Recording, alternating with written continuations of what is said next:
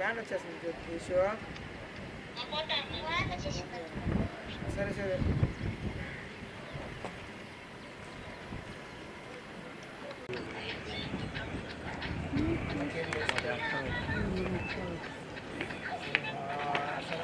యారా వాళ్ళు వచ్చేసారా? ఏ లోకి లోగోయి లోగో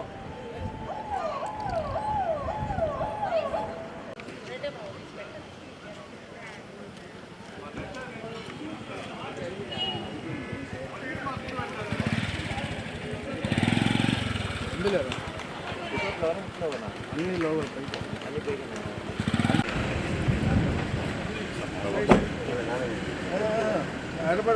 హైదరాబాద్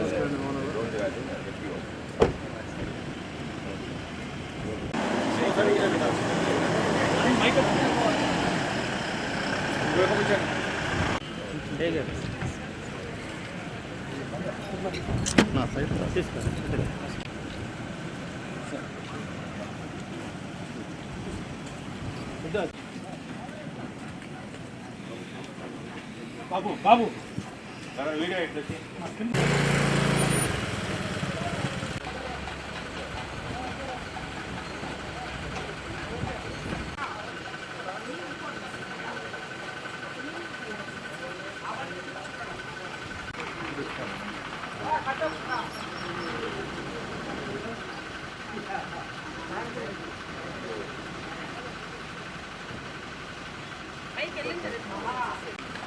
జగదీష్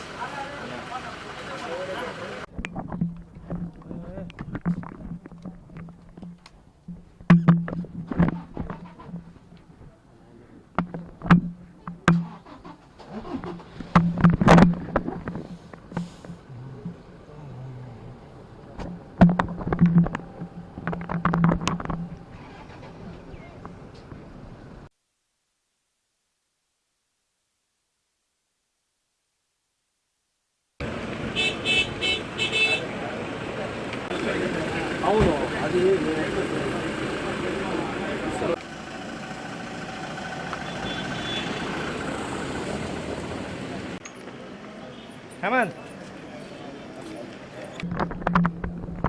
కొండ మీద ఎప్పుడు కానీ ఇక్కడ కానీ గుడ్ల దగ్గర ఎప్పుడు కూడా రాజకీయం మాట్లాడి అయినప్పుడు కూడా వెంకటేశ్వర స్వామి గారు అలాగే అమ్మవార్ల దయ ఎప్పుడు కూడా ఈ రాష్ట్రం మీద ఉండాలి, రాష్ట్రం సుభిక్షంగా ఉండాలి. అందుకని అందరూ కూడా ఈ రాష్ట్రం అయితే వెనకబడిపోయిందో దాన్ని మళ్ళీ అతి వేగంగా పునర్నిర్మాణం చేసుకోవాలని చెప్పేసి లక్ష్యంతో చంద్రబాబు నాయుడు గారిని మళ్ళీ ముఖ్యమంత్రి చేశారు. తప్పకుండా ఒక కార్యాచరణతో ఈ ప్రభుత్వం ముందుకు పోతూ ఉంది. ఈ ప్రాంతంలో ఉన్న ప్రతి తెలుగువారు, ప్రపంచంలో ఉన్న ప్రతి తెలుగువారు సుఖంగా ఉండాలని లక్ష్యంతో ఆయన ఎప్పుడు కూడా పనిచేశాడు. ఈ ప్రాంతం కొంచెం వెనకబడింది కాబట్టి తప్పకుండా పూర్తి శ్రద్ధతో ఈ రాష్ట్రాల ముందు తీసుకెళ్ళి ఈ ప్రభుత్వం పనిచేస్తాం. సరే, మదనపల్లె ఫైళ్ల కేసు ఆలస్యం అవుతుందన్న ప్రచారం చరిత్రలో ఎప్పుడు చేయని విధంగా ఈ యొక్క రెవెన్యూ సదస్సులు పెట్టుకున్నాం. వాటిపైన చాలామంది ఫోన్ కూడా చేస్తాను, బయటపట్టి మేము కంప్లైంట్ ఇవ్వలేమని చెప్పేసి దానికి కూడా ఒక ఆర్టీజీఎస్లో గతంలో ఉన్నటువంటి ప్రభుత్వం పూర్తిగా నిర్వీర్యం చేసింది. ఒక రియల్ టైం గవర్నెన్స్ లేదు, అలాగే కాల్ సెంటర్స్ కూడా లేవు. దాని కూడా ప్రత్యేకమైనటువంటి కాల్ సెంటర్లు, అలాగే చెప్పిన వాళ్ళందరూ కూడా విషయాన్ని కూడా గోప్యంగా పెట్టి విచారించే విధంగా కూడా ఒక కొత్త కార్యాచరణ చేయబోతా ఉన్నాం. తప్పకుండా ఏదైతే మదనపల్లి కాదు ఈ రాష్ట్రంలో జరిగినటువంటి అన్ని కుంభకోణాలు బయటకు తీసే బాధ్యత మేము తీసుకుంటాం. అంటే మాజీ మంత్రి పెద్దిరెడ్డి రామచంద్రారెడ్డి పాత్ర ఎంతవరకు ఉందని భావిస్తున్నారు? అది CID sub judice some things are in court, some things are in CID this things. దాంట్లో ఇప్పుడు చెప్పడం కరెక్ట్ కాదు. వాళ్ళ అనుచరులు ఉన్నారు, డెఫినెట్గా వాళ్ళ మీద ఎంక్వైరీ జరుగుతూ ఉంది. వాళ్ళు తప్పిసి తిరుగుతున్నారు. తప్పకుండా చట్టం దాటి కానీ దీని పోలీసులు దాటి ఎవరు ఎక్కడికి పోలేరు కాబట్టి తప్పకుండా దొరుకుతారు. ఎవరు వెనక ఎంత పెద్ద హస్తం ఉన్నా కూడా తప్పకుండా ఏది కుంభకోణాలు జరిగినాయో గత ప్రభుత్వంలో దానికి కూడా మేము అంటే ఎలాగైతే ఈ రాష్ట్రంలో అప్పుల్ని మేము లెక్క చేయలేకపోతా ఉన్నాం ఇంకా ఇప్పటికి కూడా 2 నెలలు అయినప్పటికి కూడా, అలాగే ఈ కుంభకోణాలు ఎన్ని జరిగినాయి అంటే 35,000 కోట్లు దోచుకున్నారా, 1,00,000 కోట్లు దోచుకున్నారా ఇంకా క్లారిటీగా కూడా రావట్లేదు. ఎందుకంటే రోజు కొత్త ఇష్యూ వస్తూ ఉంది కాబట్టి దాని మీద ఇంకా అధ్యయనం చేస్తాం. తప్పకుండా ఎవరున్నా కూడా తప్పకుండా వాళ్ళని మేము యాక్షన్ తీసుకుంటాం. అంటే మిథున్ రెడ్డి అంటారు సార్, చివరిగా మిథున్ రెడ్డి అంటారు ఏమంటారంటే రాజకీయ సన్యాసం కూడా తీసుకొని సిద్ధంగా ఉన్నాం, మా పాత్ర లేదు, కావాలని టీడీపీ వాళ్ళు అధికారంలోకి వచ్చారు కాబట్టి మమ్మల్ని ఇబ్బందులకు గురి చేస్తున్నారు అంటే కక్షపూరితంగా వ్యవహరిస్తుంది చూస్తూ ఉన్నాం. మొన్న మా చీఫ్ సెక్రటరీ గారు వెళ్తే, స్పెషల్ చీఫ్ సెక్రటరీ వెళ్తే తండోపతండాలుగా మీరు చూశారు పత్రికా సోదరులు, వేల సంఖ్యలో పబ్లిక్ వచ్చి వారి గ్రీవెన్స్ చెప్పారు. అలాగే మనం ఎవరైతే అనువాయులు ఉన్నారో పెద్దిరెడ్డి గారికి కానీ వారి కుటుంబానికి కానీ వారి ఇళ్ళలో రేట్ చేస్తే కూడా కొన్ని వందల ఫైల్స్, అంటే ఇళ్లలో ఎవరైనా కన్సల్ట్ అయినా కూడా 10 ఫైళ్ళు 20 ఫైళ్ళు పెడతారు. ఇలా వందల ఫైళ్ళు పెట్టుకుని దాన్ని వ్యవస్థవంతంగా నిర్వహణ చేసే విధంగా, అలాగే 982 ఎకరాలు ఏదైతే అబాలిషన్ యాక్ట్ మీద తీసినట్టు అవన్నీ కూడా కనపడతా ఉన్నాయి కళ్ళ ముందు. ఇదని కాదు, ఎన్నో ఫోన్లు వస్తూ ఉన్నాయి, ఎంతోమంది పేపర్లు తీసుకొస్తాను. తిరుపతి అవ్వచ్చు, కాలేజ్ అవ్వచ్చు, పాత అన్నమయ్య ఇప్పుడు ఉన్నటువంటి అన్నమయ్య జిల్లా అవ్వచ్చు, ప్రతి దగ్గర కూడా వీరి యొక్క భూ కుంభకోణాలు బయటకు వస్తాయి. త్వరలో మీకు అన్నీ కూడా బయటపెడతాం. Thank you. PPA అంటే విద్యుత్ కొనుగోలుకు సంబంధించి ఒక బృహత్తర నిర్ణయం గతంలో అధికారంలో ఉన్నప్పుడు, కానీ వైసీపీ వచ్చినాక క్యాన్సిల్ చేసింది. మళ్ళీ ఇప్పుడు చంద్రబాబు గారు ఆలోచనలో ఉన్నారు. అంటే విద్యుత్ కొనుగోలు వల్ల నిరంతరాయంగా వినియోగదారులకు విద్యుత్ అందించే అవకాశం ఉంటుంది. ఆ దిశగా ప్రయత్నం చేస్తున్నారు. 24 గంటలు విద్యుత్ అందించాలి ప్రజలకి. అదేవిధంగా రైతులకు కూడా నాణ్యమైన విద్యుత్ అందించాలి. గతంలో ప్రభుత్వం 1 మెగావాట్ కూడా కొత్త ఉత్పత్తి తీసుకురాలా.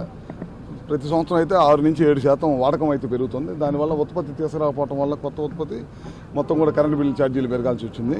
అందుకని ఆ దశగా ప్రయాణం చేస్తాం. తప్పకుండా రాబోయే రోజుల్లో మంచి విద్యుత్ అందించడమే కాకుండా కొత్తగా విద్యుత్ ప్లాంట్లు కానీ, ఈ రాష్ట్రానికి సోలార్ విద్యుత్ కానీ, అదేవిధంగా రైతులకి కుసుమ ద్వారా సెంట్రల్ గవర్నమెంట్ గతంలో ఇస్తే అది వైసీపీ గవర్నమెంట్ అందిపుచ్చుకోలేకపోయింది.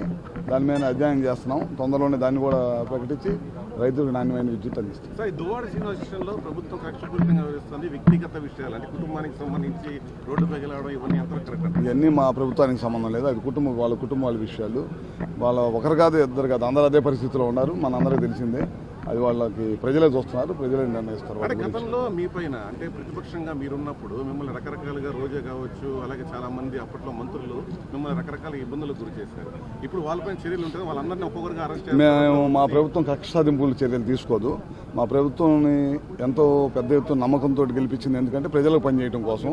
వాళ్ళగా చేసే ఉద్దేశం మా ప్రభుత్వానికి లేదు. అంటే రాష్ట్రపతి పాలన అడుగుతున్నారు సార్ ఇప్పటికీ జగన్మోహన్ రెడ్డి. వాళ్ళు అడిగేదానికి ఉపయోగం లేని మాటలన్నీ మాట్లాడుతూ ఉంటారు. రోడ్ల మీద జరిగిన అన్నింటిని కూడా వ్యక్తిగత కక్షలతోటి వినుకొండ లాంటి చాట జరిగిన వాటిని అన్ని కూడా వాళ్ళు మా ప్రభుత్వం మీద బండేసి మమ్మల్ని తప్పుతో పట్టించి మమ్మల్నే కాదు రాష్ట్రాన్నే కాదు కేంద్రంలో కూడా దుష్ప్రచారం చేయాలని ప్రయత్నిస్తూ ఉన్నారు. అది ప్రజలు నమ్మరు. మంచి విశ్వాసంతో ప్రజలు మమ్మల్ని గెలిపించారు. అదే విశ్వాసంతో ఈ ప్రభుత్వం పనిచేసింది. చివరిగా శాంతి భద్రతలు అన్ని బ్రహ్మాండంగా ఉన్నాయి. ఇంకా బాగుంటాయి.